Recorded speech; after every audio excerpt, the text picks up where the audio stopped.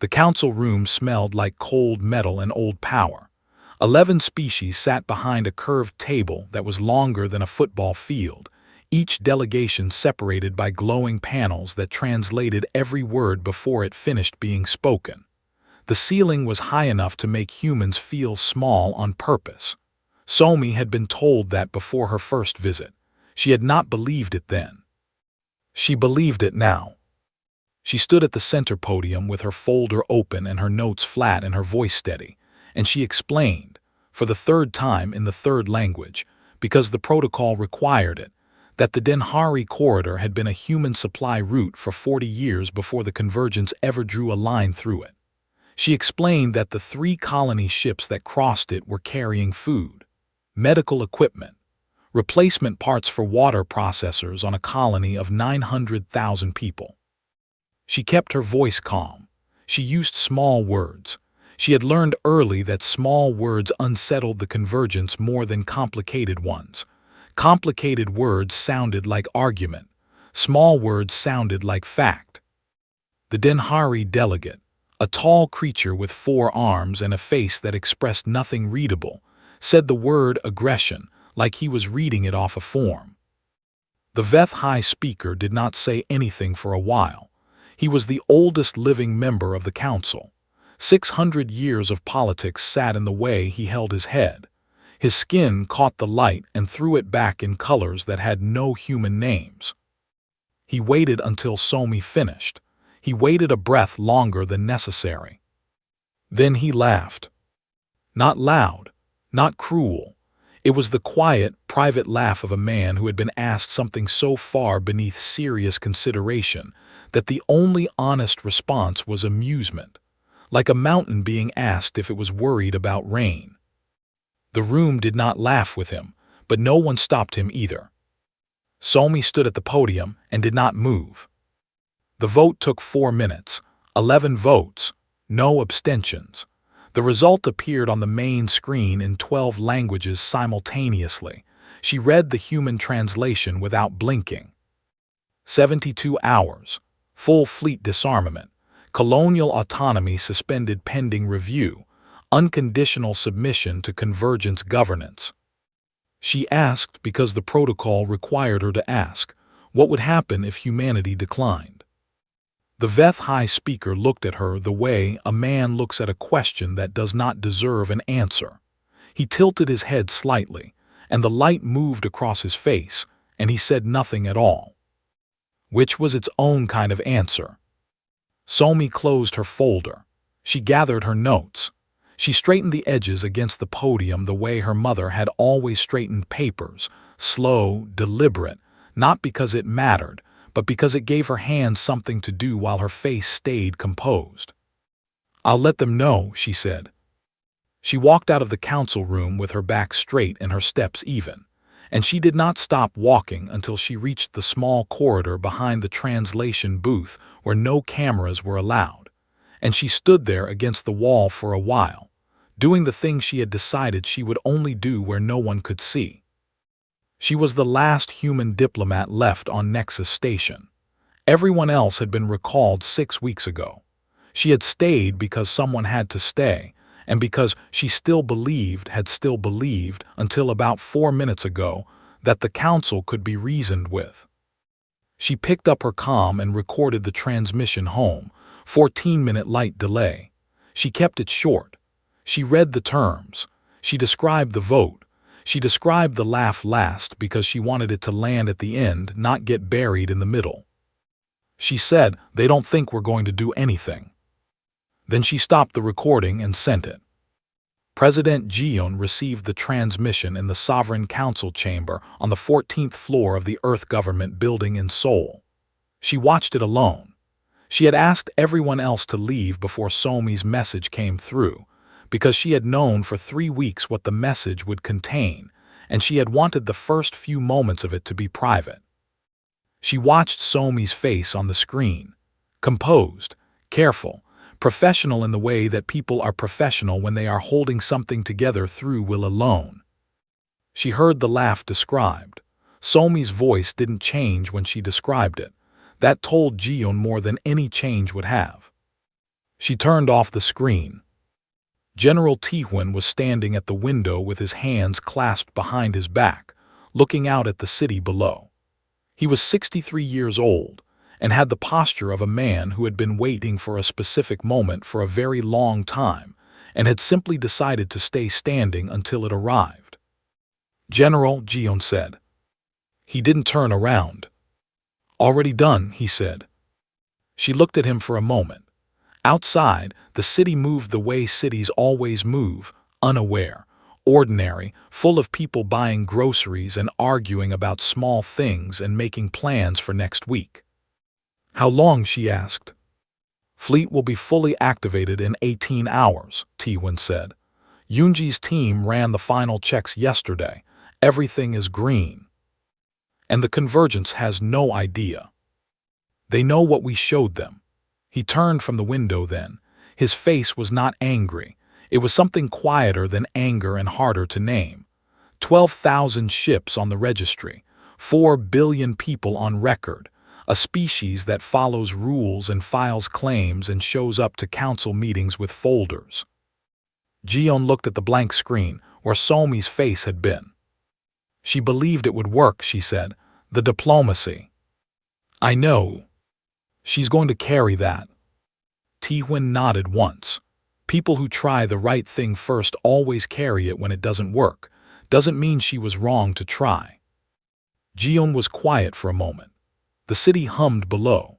Somewhere out past the solar system's edge, in an asteroid belt that did not appear on any convergence survey, in docking bays carved from rock by 3 generations of engineers who had kept the same secret their entire lives, 500,000 ships sat cold and dark and ready.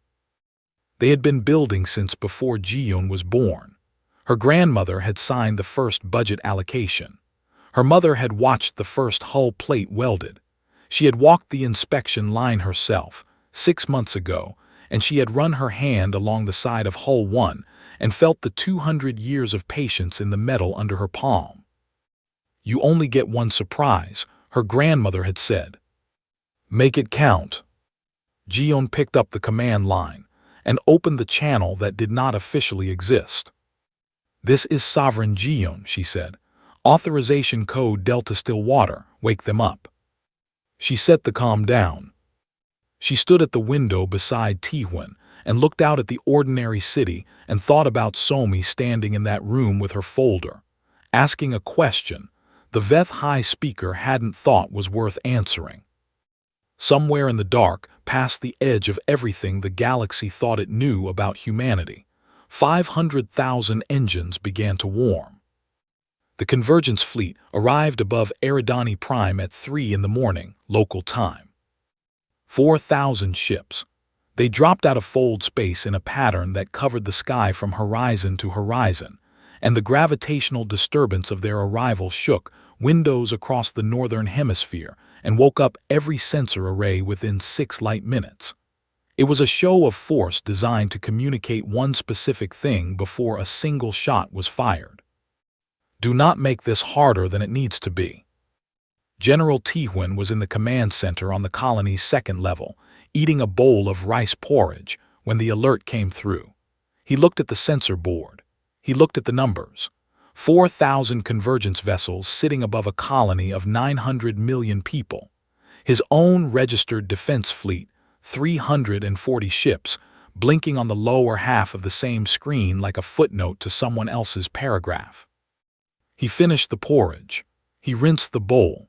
He set it upside down on the rack the way he always set it, and then he walked back to the command console and keyed the colony defense grid.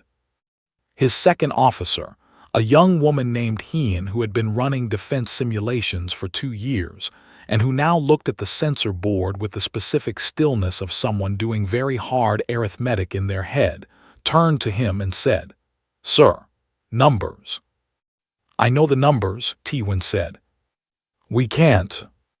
"I know what we can't do," he said. He pulled up the evacuation grid on the secondary screen. Civilian transport ships, corridors, timing. How long does the colony need? Hien looked at the evacuation model. 8 hours. Maybe 840 if the southern districts don't move fast. T-Win looked at his 340 ships. He pulled up the fleet channel. All defense units, this is T-Win. Form line, Corridor 7 Alpha. You know the position, move now. He did not explain why. His pilots knew why. They had trained for this exact shape of problem, not how to win it, but how to hold it long enough for the math to change. The Convergence commander, watching from his flagship above, could not understand what he was seeing. His name was Valkyrie, and he had run 47 planetary pacification operations across 30 years of service. He knew what a desperate defense looked like. He knew what a panicked fleet looked like. He knew what a species that understood it was losing looked like. What he was watching was none of those things.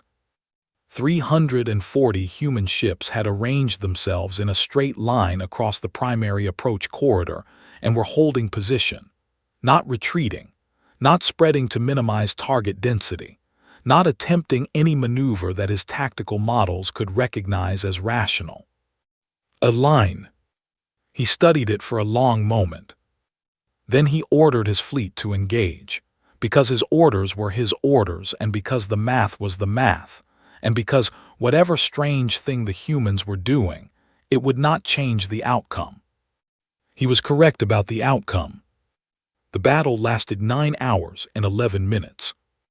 The human ships held that line for 9 hours and 11 minutes against 4,000 convergence vessels, and they died in it one by one, and they did not break the line while they died.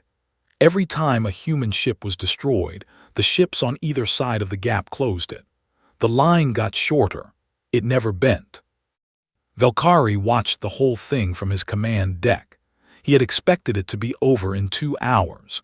He had brought 4,000 ships because the protocol required overwhelming force. He had not expected to need overwhelming force for 9 hours against 340 ships.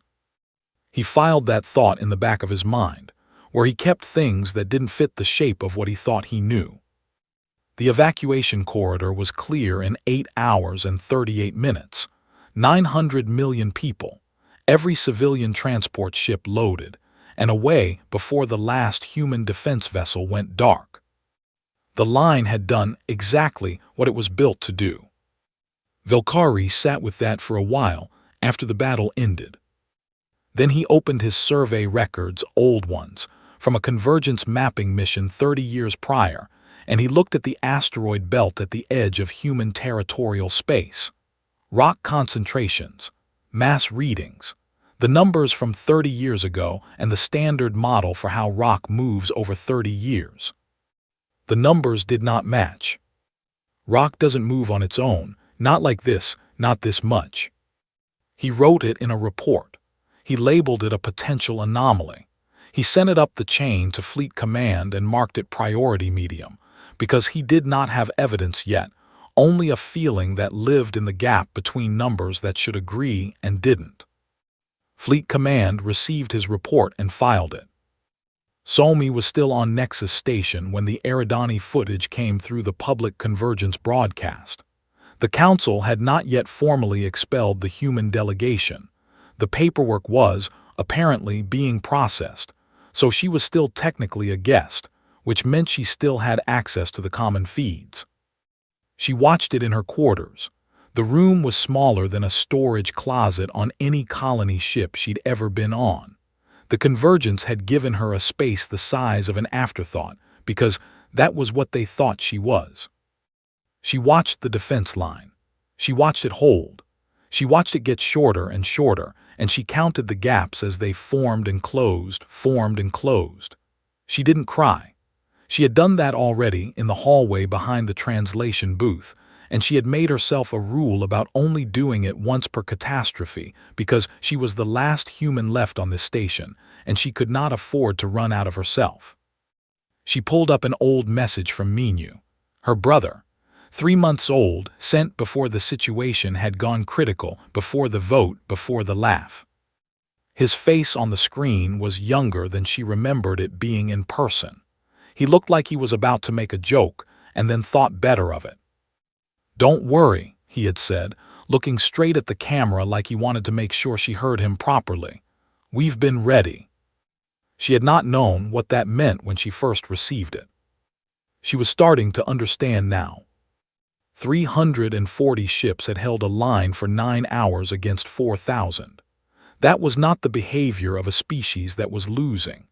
That was the behavior of a species that was buying time, and the question that sat in her chest now, heavy, unresolved, was what exactly they had been buying time for. She looked at the message again, Minu's face, that almost joke he hadn't made. "We've been ready." She closed the message. She looked at the wall of her small room.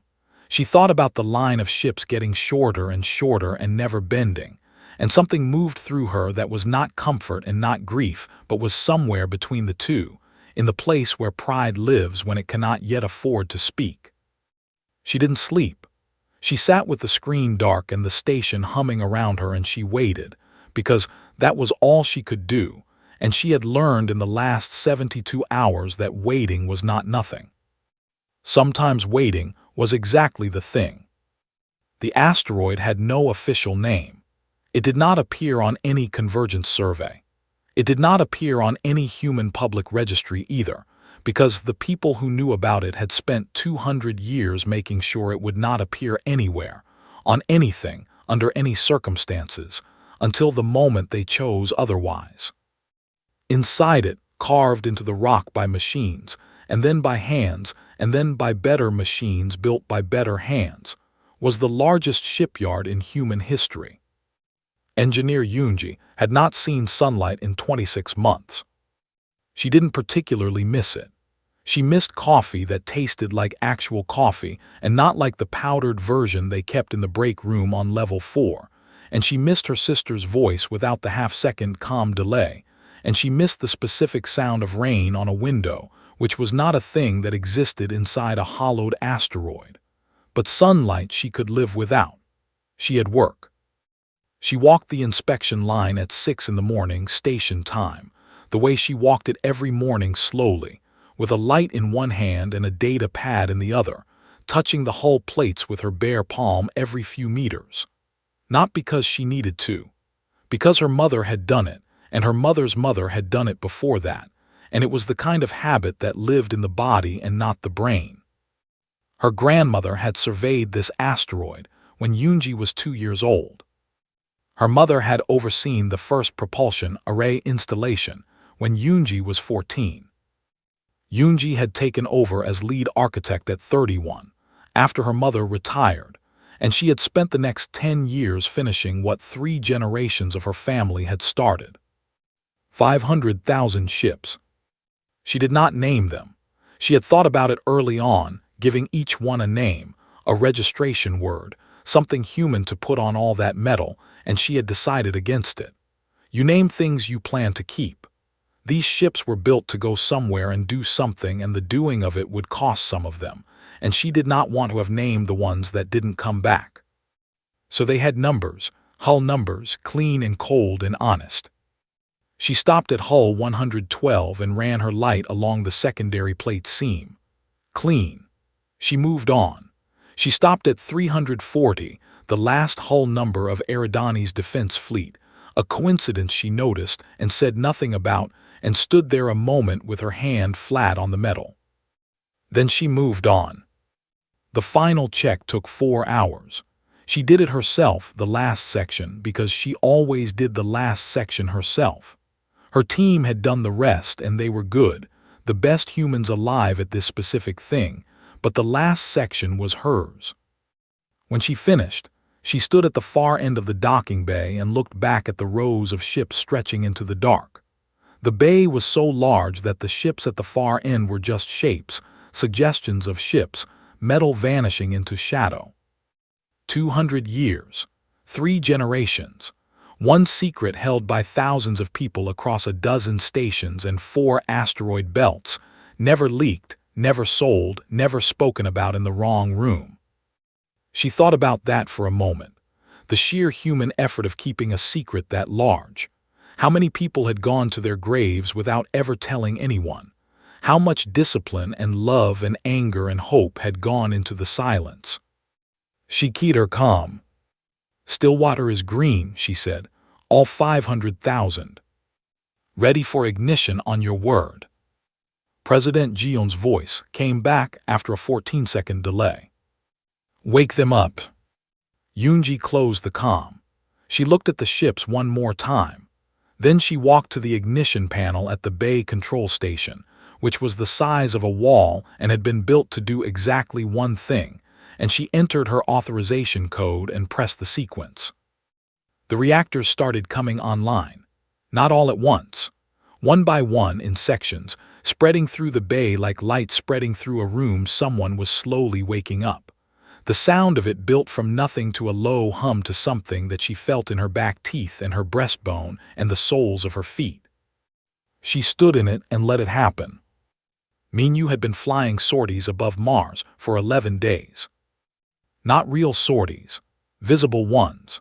He flew exactly where the Convergence forward scouts could see him, in an old patrol ship that appeared on the registered fleet manifest, running routes that looked like a tired pilot keeping a thin defense line alive through sheer stubbornness.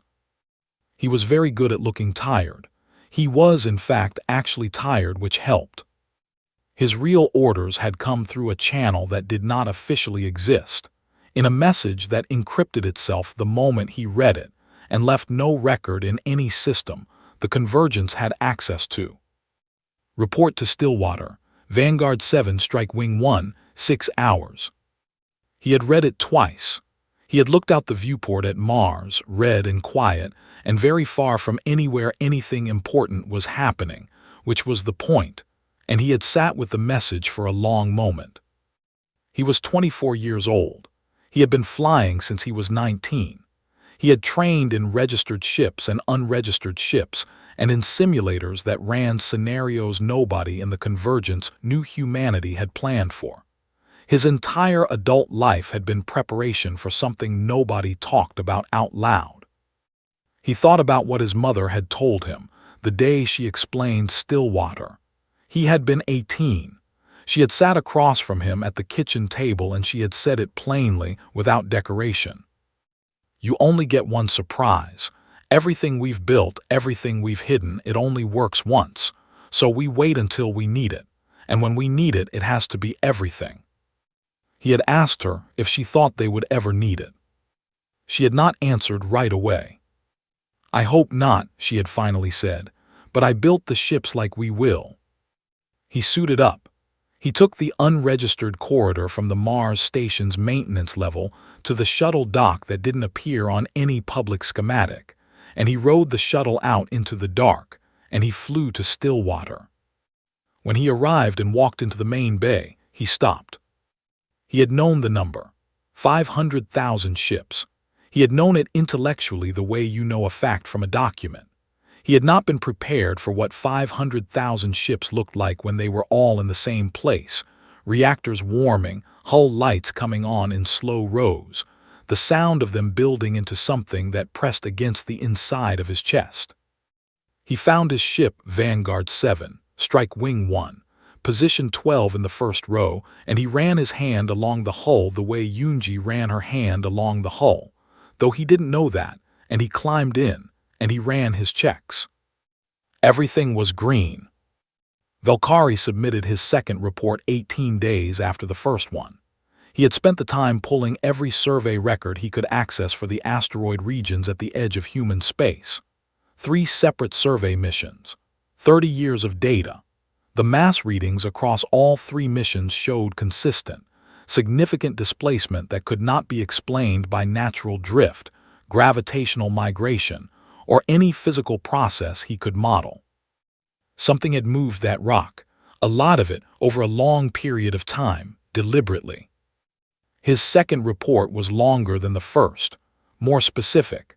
He included the mass calculations, the timeline, the modeling work he had done himself because he did not trust anyone else to take it seriously. He marked it priority high. Fleet Command received it. A junior analyst reviewed it, noted that it concerned an unregistered and presumably uninhabited asteroid region with no convergent strategic value, and filed it under low priority pending. Velkari received the automated filing confirmation and sat at his desk for a long time. He thought about the line at Eridani, 340 ships, 9 hours, a line that didn't bend. He thought about the rock that didn't move the way rock should move. He thought about how a species behaves when it knows something you don't. He wrote a third report. He marked it urgent. He sent it directly to the high command desk, bypassing the standard queue. By the time anyone opened it, the Stillwater fleet had already left the asteroid. All 500,000. Running dark and cold and quiet, in a formation no convergence tactical model had ever been asked to consider, moving toward 17 pre-calculated fold points at the edges of convergent space. The galaxy had no idea. Which was exactly the point. At 0 hour, 17 fold points opened simultaneously across convergent space.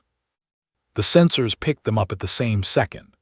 Every convergence station, every patrol ship, every early warning relay across 11 systems registered the same thing at the same time, and the BattleNet lit up like someone had thrown a switch on a board that had never been lit before. The first 4 seconds were just the sensors updating. Commander Murray had made a bet with her navigation officer about those 4 seconds. She had said 4.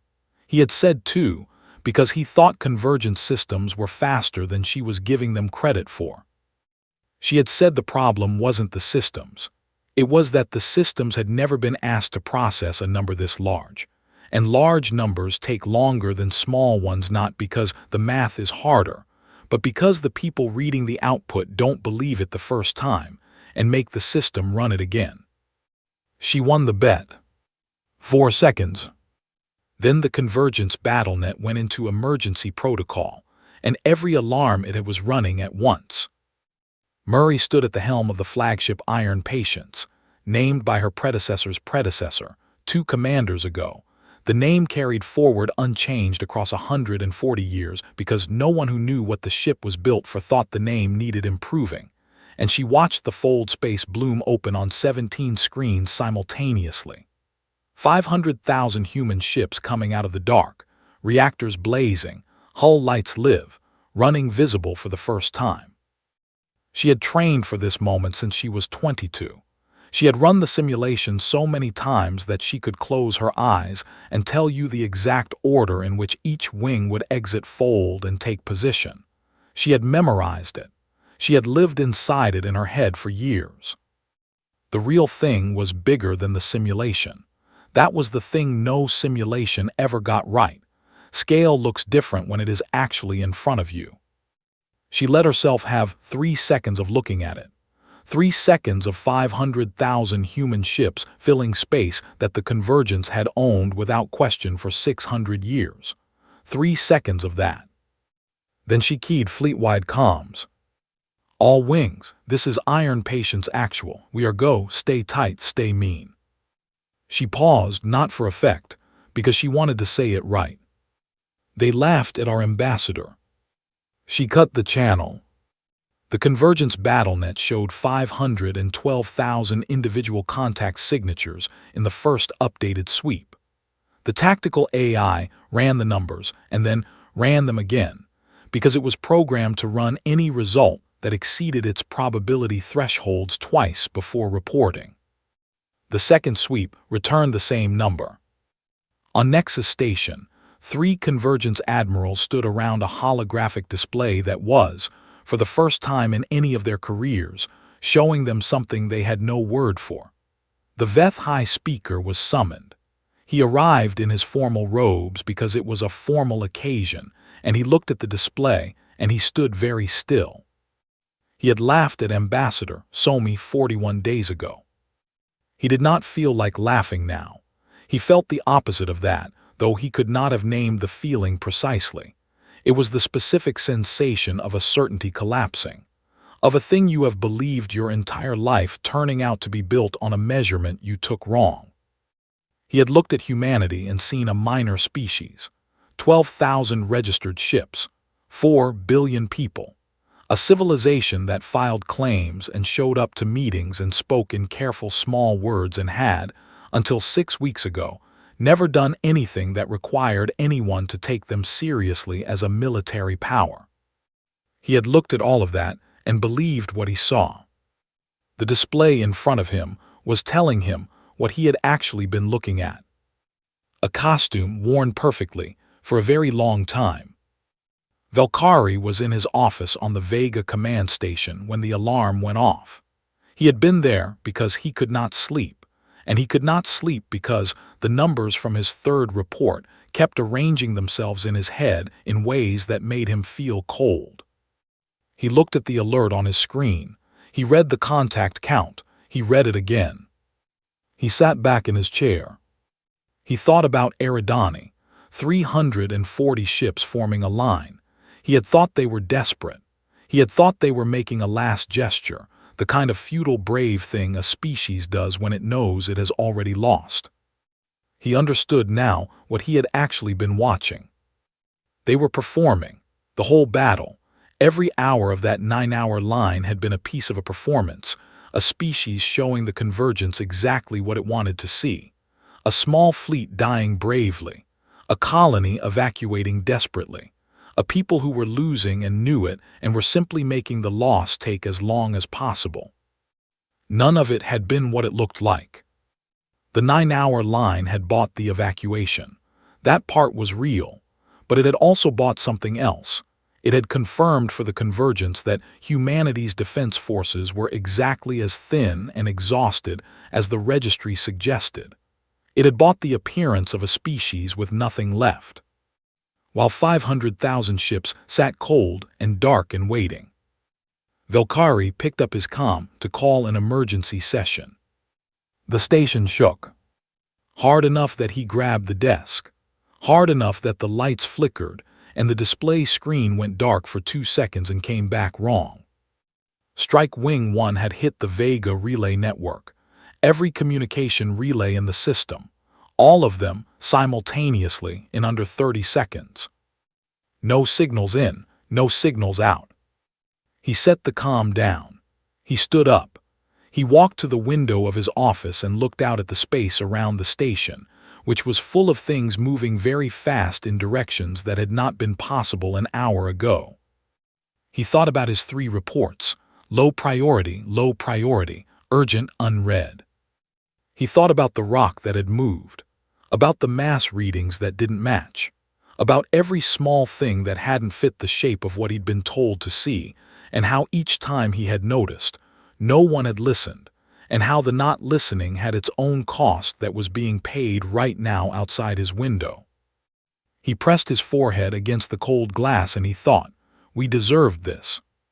Not as an excuse, not as self-pity, as a clean and accurate thing that was simply true. Above Eridani Prime, the Convergence Occupation Garrison received a broadcast on open channel. Every ship, every station, every frequency they monitored. The same voice, level and unhurried. This is General Tihuan, UEF Ground Command, Eridani Prime. The garrison commander pulled up a visual.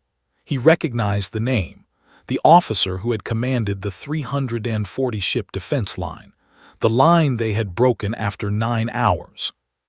You have 6 hours to withdraw. Your fold drives will not be targeted if you begin immediately. If you are still here in 6 hours, I will personally see to it that you are not somewhere else. A pause, the kind of pause that has something in it. We held that line for 9 hours. We have the patience for 6. The garrison commander looked at his sensor board. The contact signatures coming in from across the system were still updating. The numbers kept climbing. He had never seen numbers climb like this. He opened withdrawal protocols. Minyu had trained his whole life for this day, and the thing that surprised him about it was how quiet he felt inside. He had expected something louder, more feeling. More of whatever emotion goes with being 24 years old and flying at the tip of the largest human fleet ever assembled toward the corridor that had started a war. He had expected it to feel enormous. It felt precise. Small even in the way that things feel small when you stop thinking about them in general and start doing the specific steps. Check wing, 17 ships, all present, all green. He had grown up watching his mother work. She built propulsion arrays for the Stillwater fleet, long shifts in the asteroid, coming home with machine oil on her hands and a look on her face that he had understood before he had words for it. The look of a person who is building something that matters toward a purpose they hope never arrives. She had told him once, "You only get one surprise, everything else is preparation." He had asked if she was scared. She had thought about it honestly, the way she always thought about questions honestly.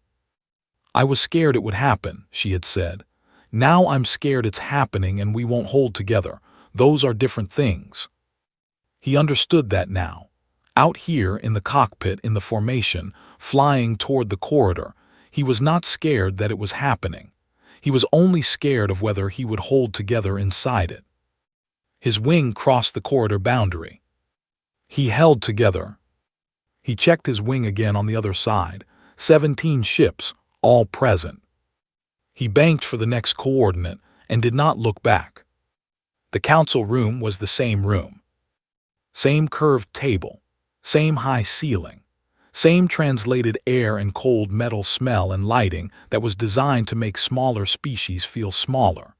Everything exactly as it had been 43 days ago, when Somi had stood at the center podium with her folder and explained about the supply corridor and the food shipments and the water processors on a colony of 900,000 people. Somi walked in carrying nothing. No folder, no notes, no prepared remarks in 3 languages. She walked to the center of the room and she sat down across from 11 species representatives, and she put both hands flat on the table, and she let the silence go long enough to become uncomfortable, and then a little longer than that, and then a little longer still. The Veth High Speaker was present. He looked the same as he always looked. 600 years of politics and iridescent skin, and a posture that had never, in his entire life, communicated anything other than authority. But there was something different about how he was sitting, something she would not have been able to name if asked, something she just felt, in the way you feel the temperature of a room before you consciously register it. He was not comfortable. She placed one document on the table. 4 pages, printed on plain white paper, because she had decided that the terms did not require ceremony. She slid it to the center. "These are our terms," she said. "They are not a starting position. They are not an invitation to negotiate. They are terms." The Denhari delegate, the same one who had called 3 food transport ships a territorial aggression, looked at the document and then looked at Somi and said nothing. The Veth High Speaker spoke. His voice was the same, deep, measured, every word placed with care. "Does humanity intend to continue military operations against convergent systems?" Somi looked at him. "That depends on what happens in this room," she said, "which is also terms." He looked at the document. He reached out and pulled it across the table and read it. She watched his face while he read. The lighting caught his skin the same way it always had. Nothing moved in his expression that she could read. 600 years of learned stillness. He set it down after a while. He did not ask what the terms meant. He understood what they meant. Full colonial autonomy for every human settlement. A permanent voting seat on the High Council, not observer status, a vote. Removal of the species fleet registry cap. A formal entry into convergence record acknowledging that the Denhari corridor had been drawn without consultation with the human population it bisected. He read the last line twice, the handwritten one added at the bottom in President Gion's writing. "No species shall be invited to observe. All species shall be invited to participate. The distinction matters." He set the document down. He looked at Somi. She held his gaze and did not look away and did not fill the silence. "We will need time to review," he said. "You have 6 hours," she said. "That number should be familiar." The signing took place the following morning. Somi did not feel what she had expected to feel. She had thought she would feel large. Relief, maybe, or triumph, or the specific warmth of a thing that has been wrong for a long time finally being corrected. She felt something smaller than all of those, something quieter. She felt the weight of the 43 days between the 2 times she had sat in this room, the line at Eridani, the 9 hours, the 340 ships that held until there was nothing left of them to hold, the families on colony transports who had gotten out with 8 minutes to spare because of the math behind that line. She felt all of that, and it didn't feel like victory. It felt like the cost of a thing that should have been free. She signed her name where it was required. She stood up. She walked out. Engineer Yunji walked the inspection line for the last time when the fleet came home. Not all at once. They came back in wings and squadrons over 3 weeks, dock bay by dock bay, the asteroid filling back up with the same ships that had left it. She walked each section as it returned.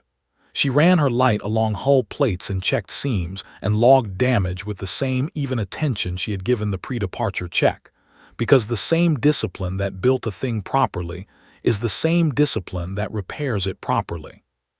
Hull 112 had a stress fracture in the secondary plate. She found it on day 4, repairable. She tagged it and submitted the repair order and moved on. Her assistant caught up with her on day 9, halfway down a row of strike wing vessels. The young man had been working Stillwater for 3 years and still had the look of someone who had not fully adjusted to the scale of the place. "Are you relieved?" he asked, "now that they're back?"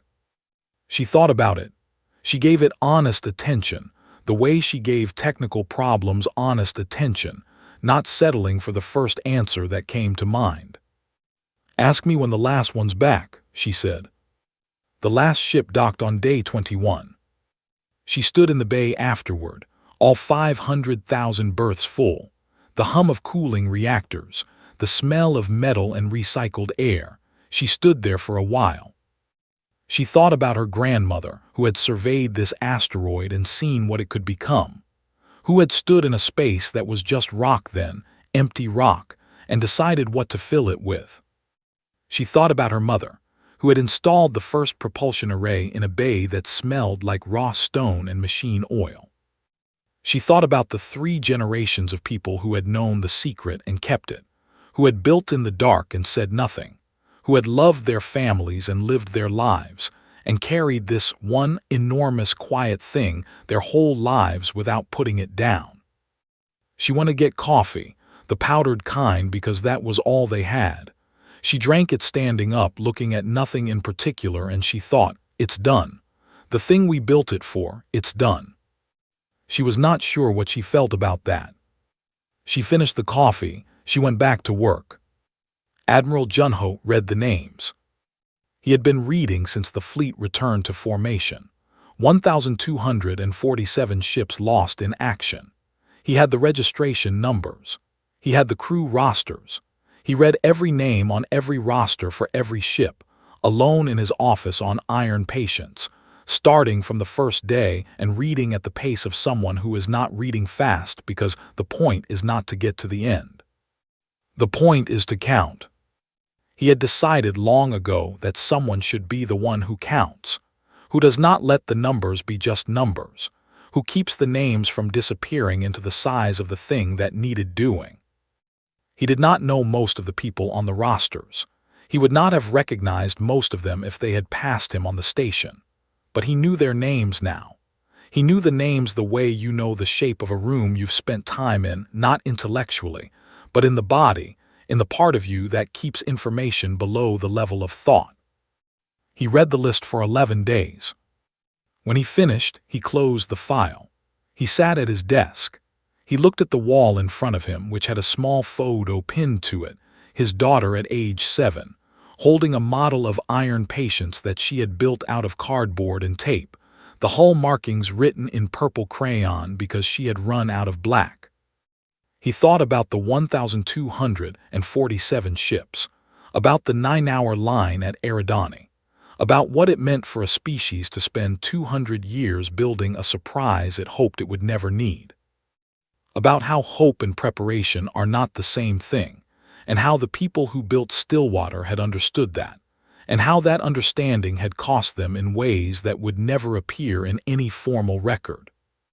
He pulled out a piece of paper. He wrote a note to his daughter. He told her that he was coming home. He told her the thing was done. He told her that she should keep the model of the ship if she still had it because it was worth keeping. He did not tell her everything he was thinking. Some of it he did not have words for.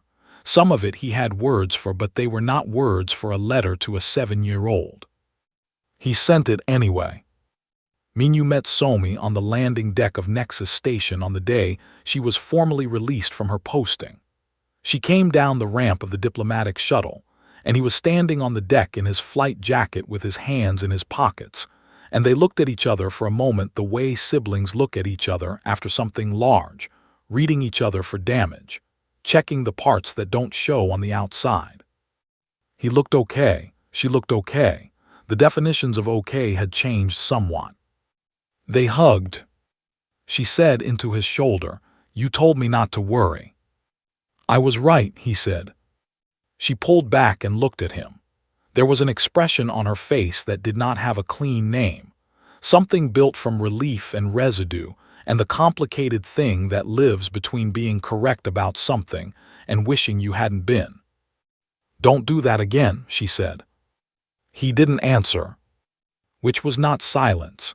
It was its own kind of answer, the kind that acknowledges there is no good answer and chooses honesty over comfort. She looked at him for another moment. Then she picked up her bag, and they walked off the deck together, and neither of them said anything for a while, and the quiet between them was not empty. It was full of everything that had happened, everything it cost, everything that came next. The Convergence formal acknowledgement was entered into the galactic record the following week. The line that President Gion had added by hand appeared in full, in 12 languages. No species shall be invited to observe. All species shall be invited to participate. The distinction matters. Somewhere in Fleet Command archives, Velkari's 3 reports were flagged and reviewed by a historical accountability committee. They were read in full, for the first time, by people with enough authority to understand what they were reading. The committee prepared a formal note on the failure of the review process. They wrote it carefully. They cited the reports in order. They noted the mass displacement data, the behavioral anomaly at Eridani, the pattern that had been visible in pieces to anyone who had been looking. No one laughed. No one was going to laugh for a very long time.